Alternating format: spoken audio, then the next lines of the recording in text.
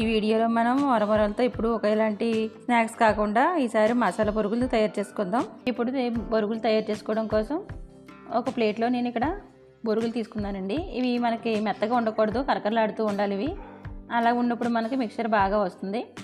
ఇప్పుడు మనం ఈ మరమరాలు మిక్సర్లోకి కావాల్సిన మసాలా తయారు చేసుకుందాం. దీంట్లోకి ఇక్కడ మనం ఒక 10 వెల్లుల్లి రేకలు తీసుకోవాలి. దీంట్లోనే ఒక 2 స్పూన్ల కారం కూడా వేసుకుని వీటిని మనం మిక్సీలో వేసుకుని కొంచెం కచ్చాపచ్చాగా మిక్సీ పట్టుకుని పక్కన పెట్టుకోవాలి.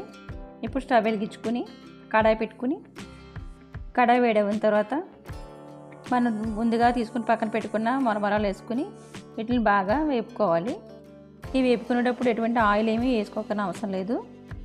ఇలా మరమరాలను మనం ఒక పావు గంట వరకు వేపుకోవడం వల్ల మనకి బాగా ఇలా కరకరలాడుతూ క్రిస్పీగా ఎగుతాయి. ఇలాగ మనం చేతితో నలిపిన వెంటనే మనకి క్రిస్పీగా ఉన్నప్పుడు మనకి మిక్సర్ చాలా బాగుంటుంది. ఇప్పుడు మనం మరమరాలు తీసి పక్కన పెట్టేసుకుని ఇప్పుడు అదే కడాయిలో ఆయిల్ వేసుకోవాలి. ఆయిల్ వేసుకున్న తర్వాత దీంట్లో గుప్పుడు పల్లీలు వేసుకొని వేపుకుని పక్కన పెట్టేసుకోవాలి. ఇప్పుడు మళ్ళీ అదే ఆయిల్లో కరివేపాకు వేసుకొని బాగా వేపుకోవాలి. ఇప్పుడు దీంట్లో మనం ముందుగా తయారు చేసి పక్కన పెట్టుకున్న మసాలా కూడా వేసుకొని వేపుకుని స్టవ్ ఆఫ్ చేసేసుకోవాలి.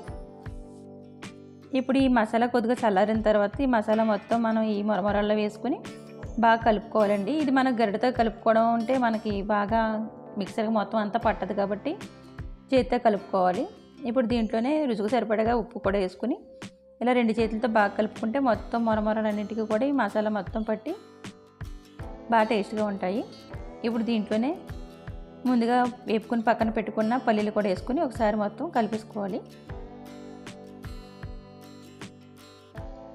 అంతేనండి, మనం మసాలా బొరుగులు రెడీ అయిపోయి